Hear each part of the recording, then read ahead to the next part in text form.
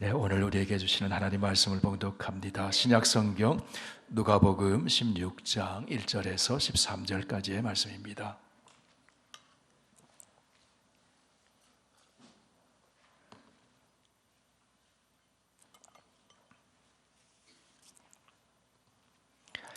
네, 신약성경 122쪽에 있습니다. 누가복음 16장 1절에서 13절까지 이 계시에 하나님 말씀 봉독할 때 하나님의 음성을 들으실 수 있기를 바랍니다. 또한 제자들에게 이르시되 어떤 부자에게 청지기가 있는데 그가 주인의 소유를 낭비한다는 말이 그 주인에게 들린지라. 주인이 그를 불러 이르되 내가 내게 대하여 들은 이 말이 어찌 됨이냐.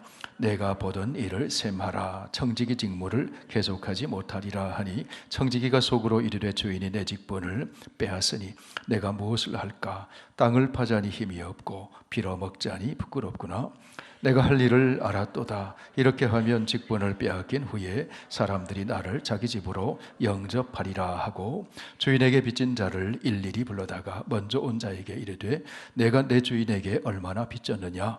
말하되 기름 100마리니이다. 이르되 여기 내 증서를 가지고 빨리 앉아 50이라 쓰라 하고 또 다른 이에게 이르되 너는 얼마나 빚졌느냐. 이르되 밀 100석이니이다. 이르되 여기 내 증서를 가지고 80이라 쓰라 하였는지라.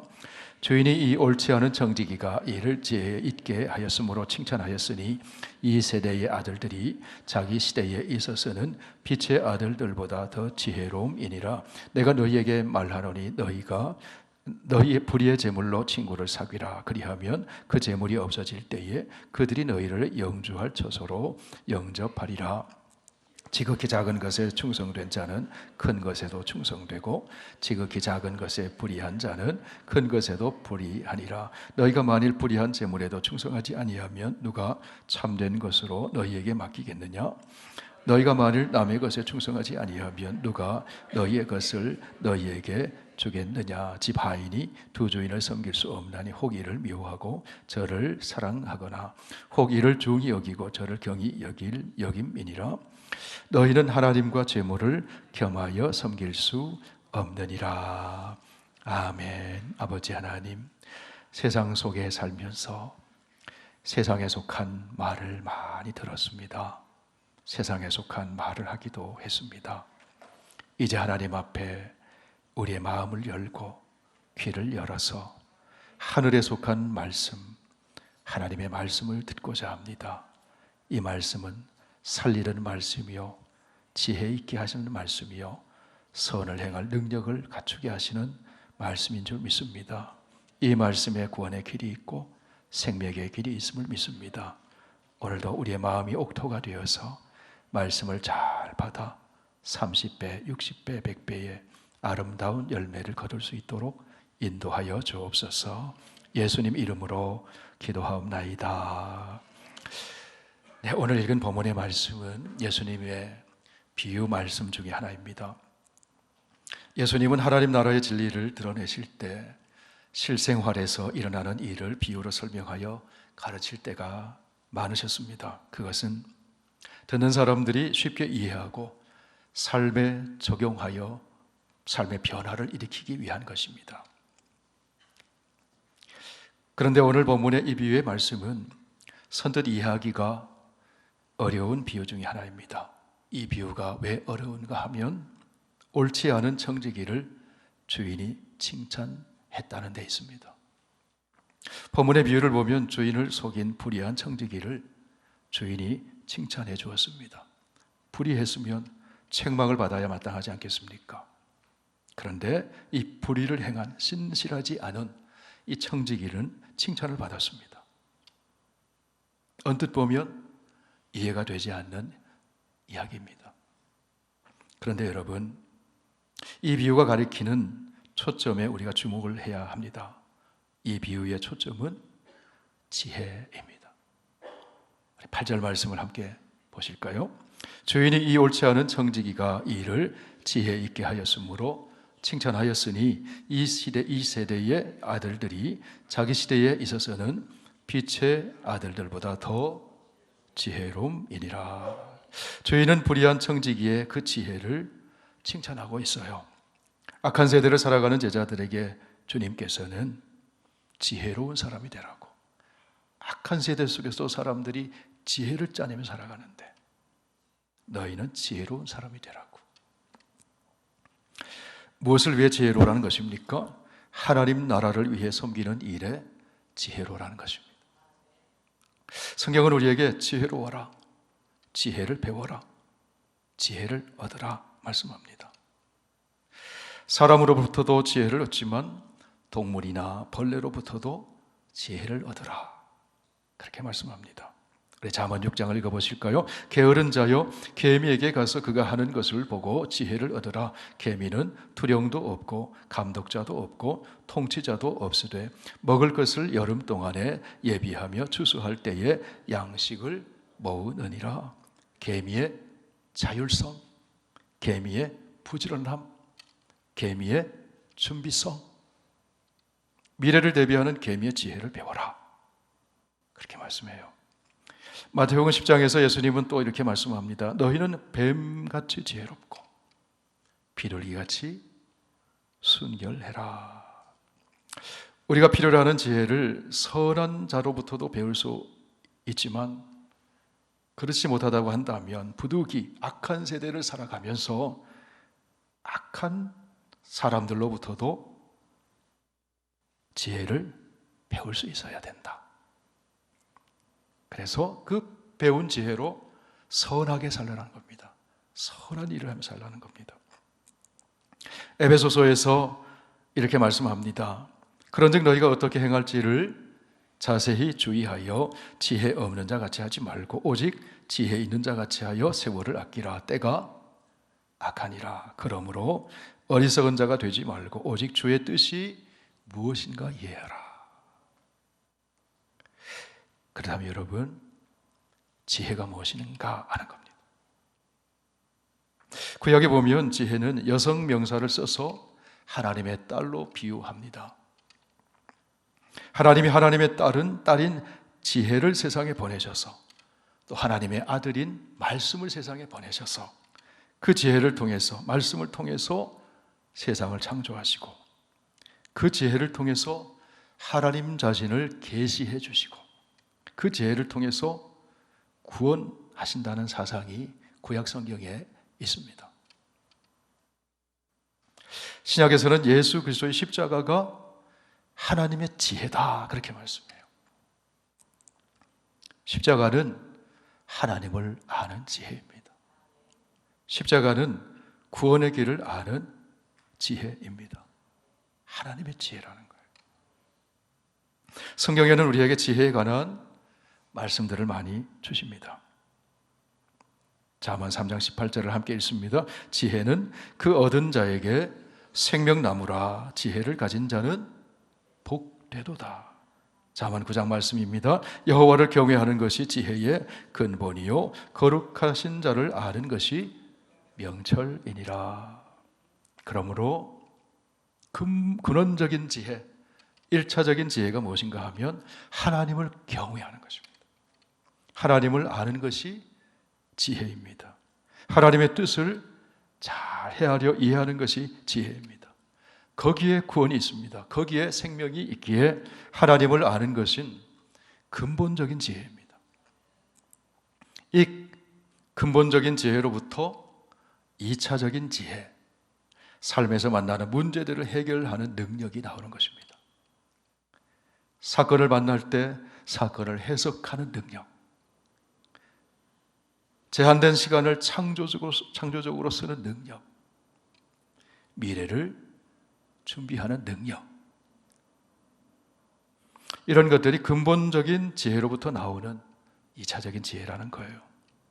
그런 의미에서 오늘 본문에 등장하는 비유의 이 불의한 청지기에서 우리는 자기에게 닥친 문제를 해결하면서 미래를 준비해 나가는 2차적인 지혜를 배울 수가 있어요. 예수님은 이 비유에서 불의한 청지기로부터 그런 지혜를 좀 배워라, 그렇게 말씀합니다. 어떤 부자에게 청지기가 있었습니다. 그런데 그가 주인의 소유를 낭비한다는 말이 주인의 귀에 들려왔어요. 청지기, 오이코노모스, 요즘 말로 하면 재산 관리인이라고 할 수 있어요. 청지기는 자기 재산이 아닌 주인의 재산을 자기의 재산처럼 관리합니다. 그런데 주인은 청지기를 그 능력을 신뢰하고 이 사람을 신임하기 때문에 맡겨주는 거죠. 아무나 맡기지 않습니다. 능력이 있어야 되고 신뢰가 있어야 돼요. 주인의 명령에 따라 청지기는 상당한 재량과 자율성을 가지고 주인을 위해서 일하는 사람이에요. 이런 청지기가 본문에 보면 주인을 위해서 일하지 않고 주인의 소유를 낭비했다는 거예요. 주인의 소유를 빌려주고는 장부 관리를 잘못해서 누구에게 얼마를 빌려주었는지를 기억나지 않아요. 그 과정에서 이 사람이 부당이익을, 이득을 좀 챙겼을 수도 있어요. 어쨌든 이 사람은 자기가 맡고 자기를 믿고 청지기의 직을 맡긴 주인에게 손해를 끼쳤어요. 요즘으로 말하면 배임죄를 저지른 거죠. 이 사실이 주인의 귀에 들어가게 되었습니다. 주인이 청지기를 불러서 자초지정을 따지고 책임을 물었습니다. 내가 내게 대하여 들은 이 말이 어찌 됨이냐? 이게 사실이냐? 내가 보던 일을 셈하라. 청지기의 직무를 계속하지 못하리라. 주인의 말에 청지기가 어떻게 합니까? 3절을 보실까요? 청지기가 속으로 이르되 주인이 내 직분을 빼앗으니 내가 무엇을 할까? 땅을 파자니 힘이 없고 빌어먹자니 부끄럽구나. 그리고 나서 이 청지기는 어떻게 대처를 합니까? 청지기 직분을 빼앗긴 후에 실직을 당한 후에 사람들이 자기에게 호의를 베풀어서 영접하도록 할 궁리를 합니다. 청지기는 빚진 자들을 한 사람씩 불러서 채무증서를 쓰게 합니다. 당신은 내 주인에게 얼마를 빚졌습니까? 기름 100마리입니다. 여기 증서에 50이라고 쓰세요. 또 다른 사람에게 청지기가 말합니다. 당신은 내 주인에게 얼마를 빚졌습니까? 밀 100석입니다. 여기 증서에 80이라고 쓰십시오. 그런데 그 광경을 주인이 보았어요. 주인이 그것을 보고 어떤 반응을 보입니까? 얼마 전에 책임을 추궁했던 주인이 이번에는 청지기를 칭찬해 줍니다. 누가복음 16장 8절 우리 함께 보실까요? 주인이 이 옳지 않은 청지기가 이를 지혜 있게 하였으므로 칭찬하였으니 이 세대의 아들들이 자기 시대에 있어서는 빛의 아들들보다 더 지혜로움이라. 주인이 옳지 않게 일하는 이 청지기를 왜 칭찬해 주었을까요? 청지기가 채무증서도 없이 직무를 갑자기 그만둔다면 주인은 자기가 얼마를 손해봤는지를 몰라요. 청지기가 채무자에게 빚을 탕감해주고 주인에게는 주인이 모르고 있었던 재산을 그나마도 받을 수 있게 해줌으로써 채무자에게도 이득이 되고 주인에게도 이득이, 실제적으로는 손실이 있었지만 그 상황 속에서 주인에게도 이득이 되게 했다는 겁니다. 이렇게 선심을 베풀었으니 내가 청지기직을 잃어버리더라도 채무를 탕감받은 그들이 내가 베푼 은혜를 생각해서 자기를 영접해 줄 거라는 그런 계산을 가지고 이렇게 일을 처리한 겁니다. 여러분 한번 생각해 보세요. 이 청지기는 불의한 일, 불의하다는 건 신실하지 않았다는 거예요. 충성스럽지 않았다는 거예요. 불의한 일을 행한 사람이에요, 이 사람은. 게다가 지금 하고 있는 일도 잘못된 일이죠. 이와 같이 분명히 잘못된 것임에도 불구하고 이 청지기가 그 일을 지혜롭게 함으로 주인이 오히려 칭찬을 하였다는 것입니다. 여기서 주인이 칭찬을 한 것은 청지기가 행한 불의를 칭찬한 것이 아니라 그의 지혜를 칭찬했다. 그러면 여러분 오늘 이 불의한 청지기에서 배우는 지혜는 무엇일까요? 먼저 이 사람은 변명 없이 자기의 잘못을 인정합니다. 그리고 현실을 직시합니다. 잘못하고 이것저것 변명하면서 거기다 또 잘못을 첨가하지 않았다. 3절 다시 보세요. 청지기가 속으로 이르되 주인이 내 직분을 빼앗으니 내가 무엇을 할까? 땅을 파자니 힘이 없고 빌어먹자니 부끄럽구나. 주인이 내 직분을 빼앗을 것인데 나는 실직을 당하게 될 것인데 생계를 위해서 이제 어떻게 살아갈까? 막노동을 하자니 힘이 없어요. 빌어먹자니 너무너무 창피한 거예요. 부끄러운 거예요. 이 사람은 자기의 잘못을 인정하면 물론 자기의 한계를 알았다는 겁니다. 성도 여러분, 우리 모두는 다 한계가 있잖아요. 건강에도 한계가 있고 명철에도 한계가 있고 우리의 모든 삶에 한계가 있습니다.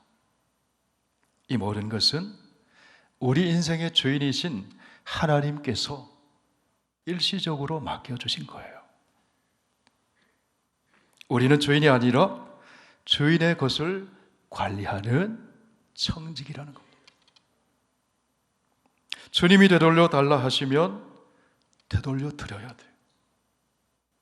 주님이 오라 하시면 가야 됩니다. 인생의 주인이신 하나님 앞에서 자신의 한계를 아는 것이 겸손입니다. 자신의 한계를 알고 그 한계 안에서 현실을 직시하면서 나에게 호의를 베풀어 줄 분이 누구인지를 의지하며 사는 것이 지혜라는 거예요. 불의한 청지기에서 우리가 그런 지혜를 배울 수가 있다는 겁니다. 둘째로 이 사람에게 배우는 지혜는 자기의 남은 시간, 남은 기회를 창조적으로 선용할 생각을 했다는 거예요. 어리석은 사람은 지나간 일에 집착합니다. 아쉬워합니다. 후회하기도 합니다. 그런데 중요한 것은 남은 것, 남은 시간, 남은 기회가 있다는 겁니다. 지나간 일은 되돌릴 수가 없습니다. 그러나 남은 시간이 있다는 거예요. 그게 중요하다는 겁니다. 자기의 현실을 직시하고 자기 한계를 인정한 이 사람이 이제 어떻게 합니까? 이 사람은 지금 이 상황 속에서 청지기직에서 해고되기 전에 내가 무엇을 할까? 남은 기회에 내가 어떻게 할까? 그 지혜를 짜냈다는 거죠. 우리 6절 함께 읽어보실까요? 내가 할 일을 알았도다. 이렇게 하면 직분을 빼앗긴 후에 다른 사람들이 나를 자기 집으로 영접하리라. 내가 할 일을 알았도다. 언제 할 일을 알았다고요? 해고되기 전에 할 일을 알았다는 거예요. 요 남은 시간에 할 일을 알았다는 거예요. 이것이 이 사람의 지혜라는 겁니다. 아직도 자기에게 청지기의 권한은 남아있다는 거예요. 일할 수 있는 시간이 남아있다는 거예요. 그리고 그 시간은 얼마 남아있지 않다는 것을 알고 있어요. 이 사람은 얼마 남아있지 않는 그 기회, 얼마 남지 않은 그 시간을 창조적으로 선용을 했다는 겁니다. 주인을 위해서, 채무자를 위해서, 궁극적으로 자기 자신을 위해서 그랬다는 거죠. 다시 말해서 이 사람은 남아있는 기회, 얼마 남아있지 않은 그 시간을 종말론적인 자세로 선용하며 살았다. 종말이 얼마 남지 않았다는 거예요. 자기 때가.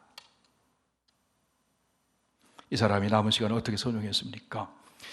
자기 자신과 주인과 빚진 자 모두가 함께 윈윈윈 할 수 있는 길을 찾아봤다는 거예요.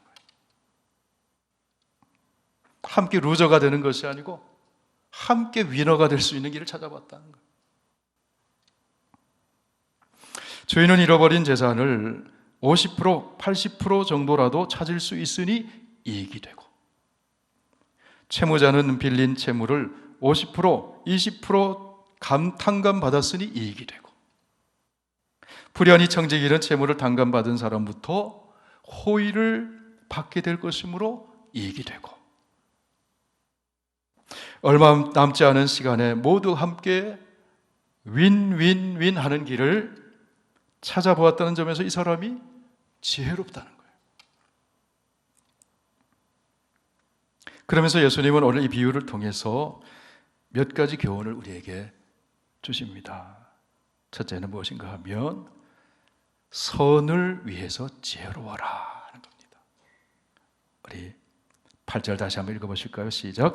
주인이 그 이 옳지 않은 청지기가 이를 지혜 있게 하였으므로 칭찬하였으니 이 세대의 아들들이 자기 시대에 있어서는 빛의 아들들보다 더 지혜로움이라. 이 말씀 속에 빛의 아들이 더 지혜로워야 된다는 거잖아요. 빛의 아들은 선을 위해서 사는 사람이잖아요. 이 시대는 악한 시대인데 그 악한 시대를 살아가는 이 세대의 아들들이 얼마나 지혜로운지, 진짜 얼마나 지혜롭습니까? 자기 이익이 조금만이라도 침해를 당하면 얼마나 모든 것 다 동원해서 얼마나 열심히 그 챙기려고 지혜를 짜냅니까? 그런데 하나님의 아들들, 빛의 아들들이 하나님의 나라를 위해, 하나님의 영광을 위해 그만큼 열정적으로 지혜를 짜내서 선을 향하기 위해서 하느냐는 거예요. 그 일에 더 지혜로워야 된다는 거예요. 어떻게 하면 사랑하며 살까? 어떻게 하면 더 아름다운 믿음을 가질까? 어떻게 하면 공동체에 덕을 세워나갈까? 어떻게 하면 복음을 좀 더 잘 전할 수 있을까? 어떻게 하면 하나님께 더 영광을 돌릴 수 있을까? 그 선한 일을 위해서 지혜를 짜내느냐는 거예요. 그 일에 지혜로워져야 된다는 겁니다.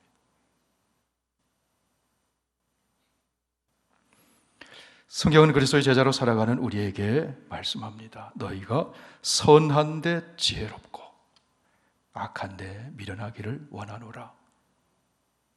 악한 지혜를 가지고 악하게 살라는 뜻이 아니라 악한 자에게서도 지혜를 배워서 선한데 지혜롭게 살라는 겁니다. 그리고 악한 일에는 미련하라는 거예요.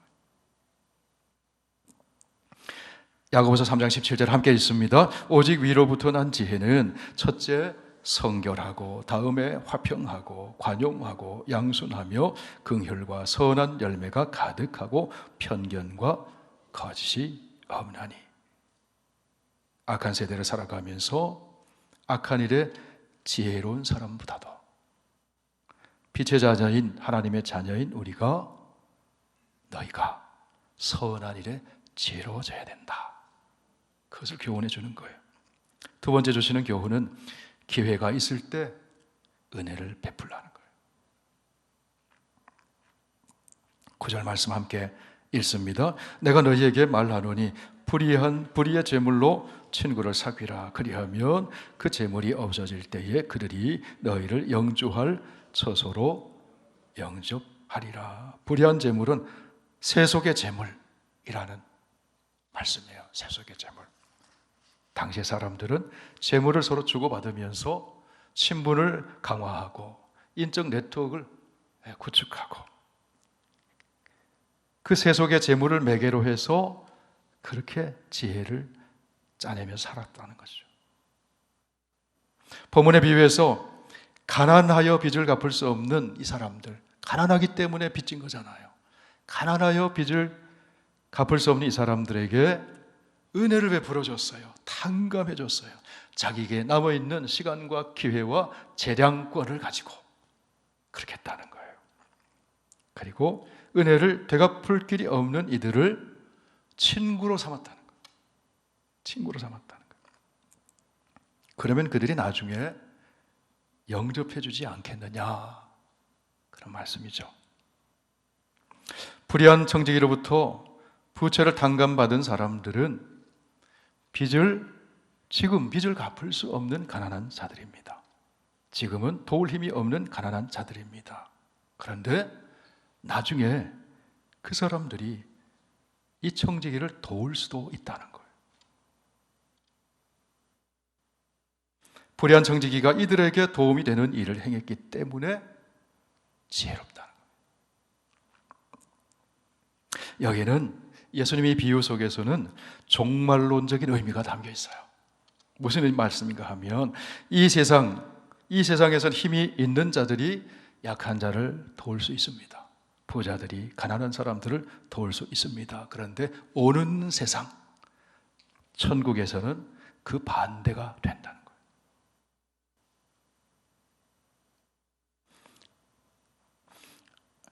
약한 자들이 강한 자들을 돕고 가난한 자들이 부유한 자들을 돕게 된다는 겁니다. 강한 자가 약한 자들의 덕을 입고 부유한 자가 가난한 자들의 덕을 입게 된다는 거예요. 여러분 한번 생각을 해보세요. 여러분이 천국에서 상을 받게 된다고 한번 생각해 보세요. 천국에 상 받기를 축복합니다. 여기는 아멘 하세요.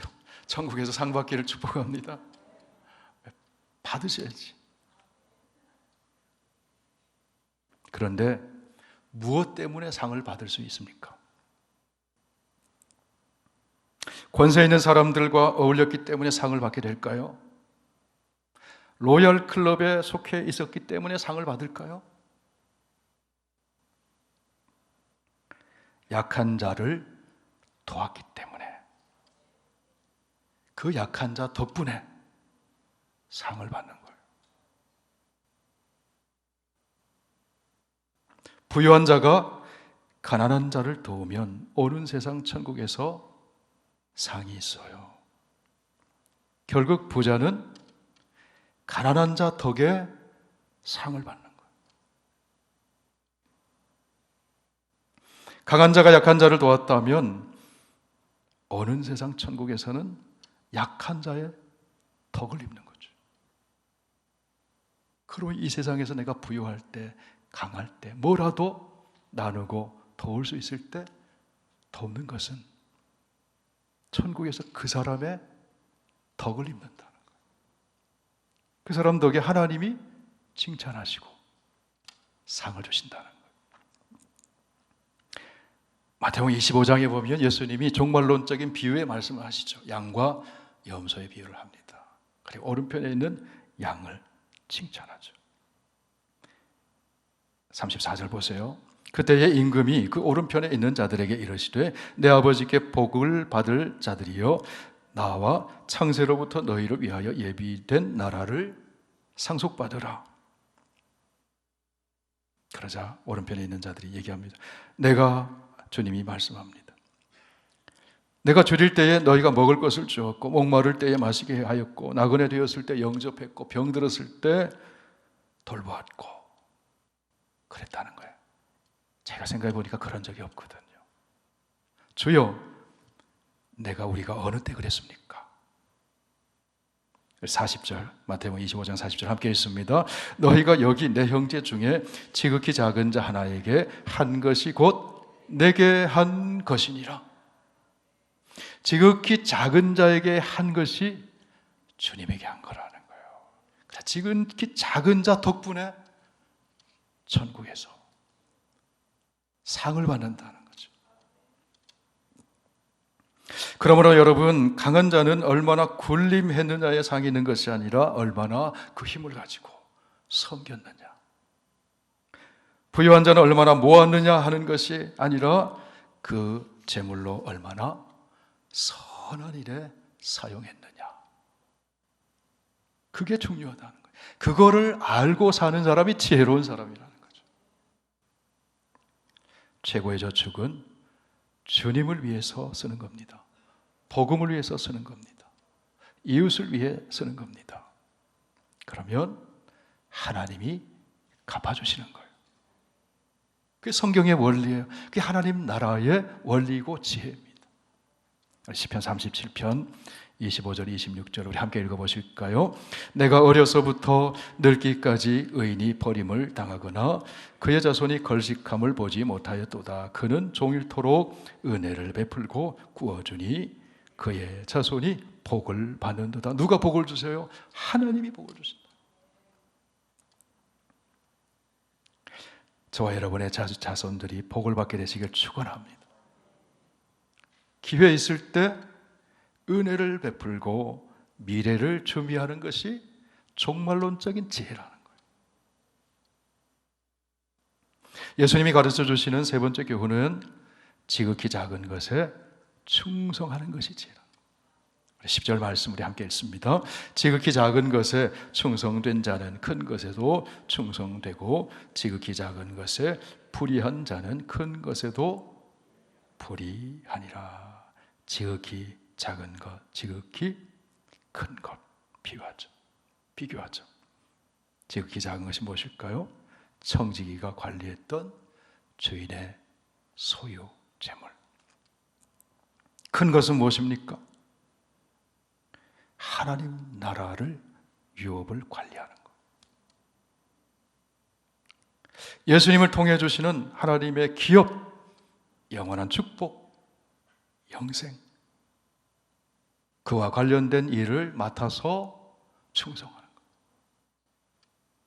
11절 말씀 계속 읽습니다. 너희가 만일 불의의 제물에도 충성하지 아니하면 누가 참된 것으로 너희에게 맡기겠느냐. 이 불의의 제물은 세상의 제물. 한국에 있을 때 어느 교회에서 장로를 세우는데 몇 가지 기준이 있더라고요. 교회에서 신앙생활하는 건 기본이고 예배 참석하고 섬기는 건 기본이고 그 교회는 그 사람이 일하는 직장에 가서 평가를 받아오라는 거예요. 직장에서 너가 맡은 일을 얼마나 충성스럽게 했는지 그거를 체크받아 오라는 거예요. 그것이 지극히 작은 거예요. 불의한 재물이.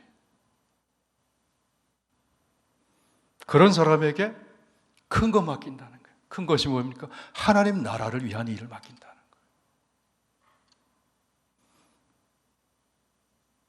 12절에서 예수님 계속해서 말씀합니다.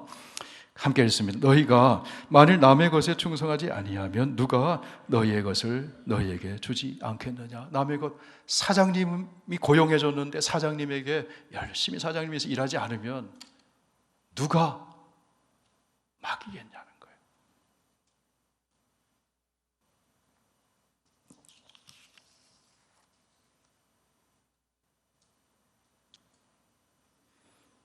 하나님이 너희가 만일 남의 것에 충성하지 아니하면 누가 너희의 것을 너희에게 주겠느냐. 이 남의 것은요 날아가 버리는 거예요. 언제든지. 여러분, 우리가 소유하고 있는 것도 사실은 남의 것이에요. 남의 것이에요. 하나님의 것이죠. 너희의 것은 하나님이 약속해 주신 기업이에요. 예수 그리스도 안에서 주시는 하나님의 기업은 영원한 것입니다.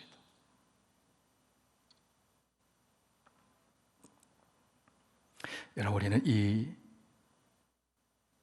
악한 세대 가운데 제한된 시간 속에서 살아가고 있습니다.